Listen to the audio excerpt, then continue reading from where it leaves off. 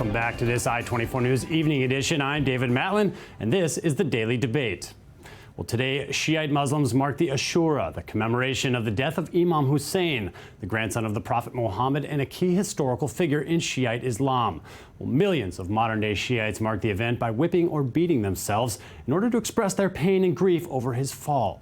Well, to understand more about the Ashura and what it means and symbolizes and its importance to Shiite Islam, we're joined in the studio by Dr. Eldad Pardo.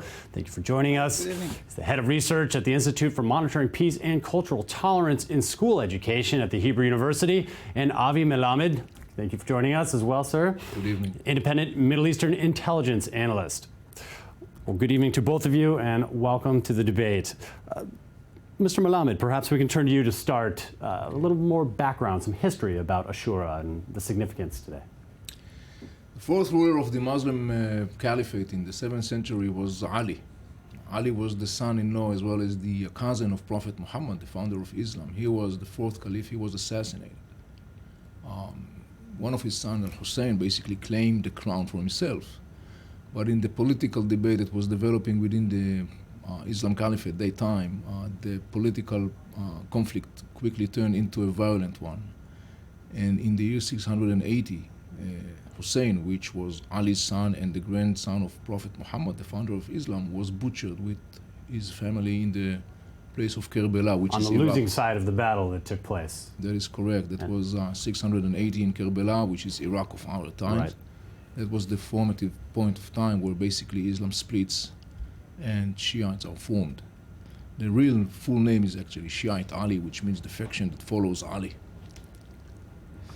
So that was the background for the split that took place within Islam, and ever since basically the Shiites are commemorating the murder of Hussein and his family on the day of Ashura, which comes from the word 10, Eser, which is basically the 10th day of the first Islamic month of Muharram. So basically, the day, the Ashura, symbolizes the split within Islam. Come to represent the split between the Sunnis and the Shiites in Islam. It's a defining event. Definitely, it is. And it also stands for the very strong martyrdom spirit that characterizes the Shiite belief. There is a very strong, tragic, painful component within the Shiite belief. Basically, the Shiites are motivated by the belief that they have been deprived of the right to lead the Muslim world. And for them, this is obviously a major event. Well, Dr. Pardo, that certainly seems to have relevance in many events taking place today around the Middle East. Can you tie that in for us? Well, first of all, if we look at what's going on today, we see for a few years now a growing split in the Muslim and Arab world between the Shiites on the one hand and the Sunnites on the other hand. And the reason for this is, first of all, because Iran is trying to penetrate and actually control the area. Also, the collapse of Iraq, or the American invasion into Iraq, allowed an important Shiite center to have immense intellectual influence in the Middle East. And this center is not it's in tandem with Iran, but Ayatollah Sistani, he is much more moderate, but he had a lot of influence. The tragedy of Hussein is called, in scholarship, the Karbala paradigm. Throughout history, this paradigm allowed Shiites, who were the minority, to grieve the situation, to have connection to their sad feelings, with their guilt, with their social problems, without resorting to violence. Actually, as we heard, directing the violence inside.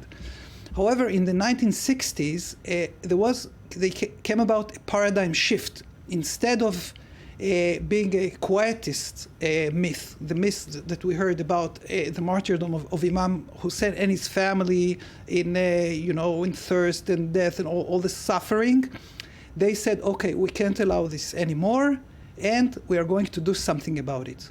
And Shiism became from a passive religion into an active religion, and then here came the revolution of Khomeini in 1979. We have Hezbollah, we have terrorism, and martyrdom brought about suicide bombing. This is really a paradigm shift in the history of Shi'ism. So you would argue that this shift took place in the 1960s, you mentioned. It started intellectually and socially in 1960s. It matured in 1979, and then in the 1980s, it switched from Iran to Lebanon, where suicide bombing was invented, and then Iran-Iraq war, which was basically an Iranian suicide war. They tried, they were invaded at the beginning, but after they caused the massacres of Shiite inside Iraq, and then for 6-7 years, they sent hundreds and thousands of people to die, and this brings the Shiite world again today to a very tragic situation, and let's hope that they can get over it. Well, for either of you here, this certainly hasn't been a unique aspect of the Shiites since then. Hamas, for example, Sunni organization taking on this aspect of Al-Qaeda, another great example today, taking on this aspect of martyrdom. Did they essentially adopt this from Shiites, would you argue, or not necessarily? Well, first of all, it's not a Shiite phenomenon. In Shiism, this is martyrdom. It's not the idea of suicide bombing was actually imported into Islam, but it was via this Shiite martyrdom. It is not something typically Islamic. Unfortunately, it became so, and somehow people think that it's Islamic. It's not Islamic. It's widespread among Muslim extremists, but it is not something that is inherent in Islam, as far as I know. That's according to my knowledge. What happened with Iran is a little bit, you speak about Hamas, but I'm answering with Iran. Iran developed a new ideology that combines the aggressiveness of Shiism and Sunnism, and they collaborate. Actually, Khamenei, the supreme leader of Iran, he translated the writings of Muslim brotherhoods. So they try to create a pan-Islamic fundamentalist or Islamist, if you will, a front against the West and, of course, Israel. Well, we mentioned some of these geopolitical players now. We're speaking a lot about Iran. Iraq's entered the conversation. Mr. Melamed, who's the most significant player in this world, let's say in the last 20 years now? Geopolitically, we've had countries that have sort of come and gone, like Iraq, for example, now has shifted dramatically its identity in the last 10 years.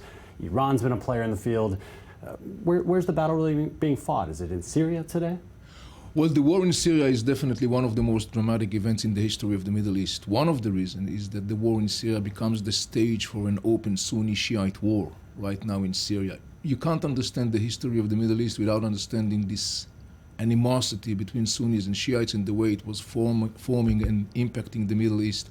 And right now, as you look at Syria, for example, Syria becomes the stage, among other things, to a massive, total, open Sunni-Shiite war. In the context of the Iranian regime, we have to remember something which is very important. One of the most important concepts of that regime is the concept of exporting the revolution. It is supposed to be both from an ideological and also political, pragmatical reasons. And one of the things that the Iranian regime was doing since 1979 was to promote and to export the revolution, obviously focusing in creating proxies and strongholds in different parts of the region. Obviously, Assad regime and Hezbollah is a great example for that, Hamas to a certain extent as well.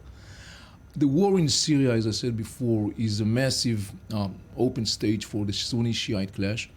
Right now, what you see, for example, is there is an influx of Shiite militias coming from Iraq, even though they are not Persians, they are Arabs, but they are coming from Iraq to Syria. So you have Liwa al-Abbas, and you have Asaib Ahl al-Haq, and you have Mahdi Jaish and other organizations. You have Sunnis at the same time coming in from the other side of the And at the same time, exactly, in the same time, Sunnis are also making their way into Syria as part of this growing conflict between Sunnis and Shiite. In fact, in different parts of Syria, for example, there were expressions of ethnic cleansing as part of this growing Sunni-Shiite war.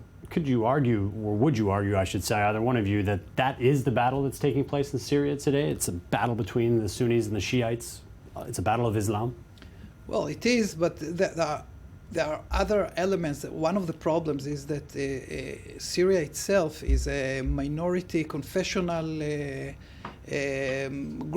country that is made out of many groups and confessions and was ruled by a Sunni dictatorship. One could say that the entire Middle East is ruled by minorities or some ethno-linguistic, ethno-religious groupings that, in order to keep the countries together, must resort to dictatorial manners. Now, this can be in a more light, nice way, or in a more aggressive way. But in Syria, definitely, it is in a very aggressive manner, and the Shiite Sunnite cleavage entered into it, just as the new competition between the United States and Russia. So you have a foreign competition, like the competition between Turkey and Iran and Saudi Arabia and the Shiite axis, and the competition, the international competition between Russia and the United States. Well, you mentioned a lot of the complicating factors in this conflict. One of them that's come out here is the ethnicity. We're talking about Iranians, Persians, essentially. We're talking about Arabs here involved in this. What about nationalism? How do these things come together in this conflict, sort of Melamed? Well, that's a big story. One of the things, for instance, when we're talking about Syria, there is another level, which is Syria also becomes the stage between inner Sunni conflict. On the one hand, you have much more radical affiliated groups like Al-Qaeda or Jabhat al-Nusra or the Islamic State in Iraq that are already operating inside Syria. And right against them, we have Sunni militias operating in Syria, and they are basically struggling over the way they envision Syria to be in post-Assad times.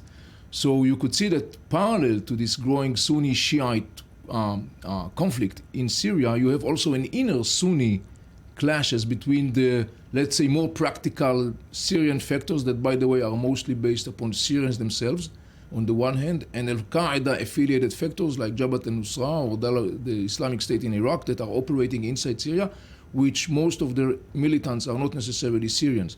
So talking about nationalism, obviously in the minds of these radical affiliated groups, nationalism does not take any place, because we have to remember that in the end of the day that the one of the great visions of this radical Islam affiliated Al-Qaeda style group is basically the abolishing of sub-entities like Egypt or Lebanon or Syria or Yemen, nationalism and creating basically one global caliphate that basically is dominated according to the Islamic Sharia law. Well, coming back to the Ashura for a minute, the topic of their debate, this day symbolizes this struggle.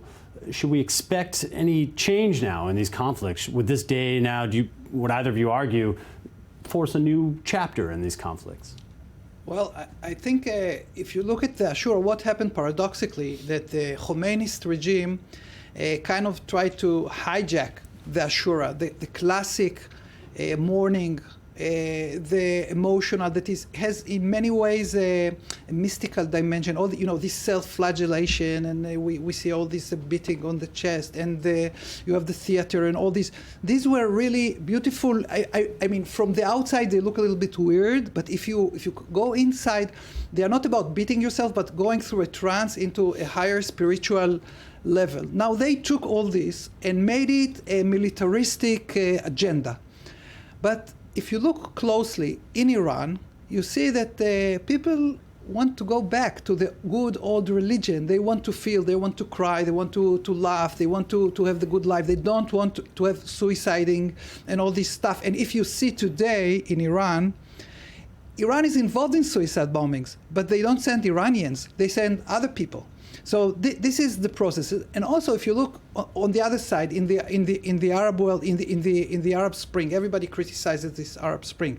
But if you look where the worst came, it was in Syria and Bahrain, when the places where Iran was involved, when there was foreign intervention. The people across the Middle East, they wish for more normalization. Well, thank you very much. It's not that successful. Sorry to cut you off. Time is short on our program. Very interesting topic, and thank you both for being here, Mr. Melamed, Dr. Pardo. Thank you. That ends our daily debate here. Stay tuned after the break for more headlines from I-24 News and the one-on-one on the evening edition.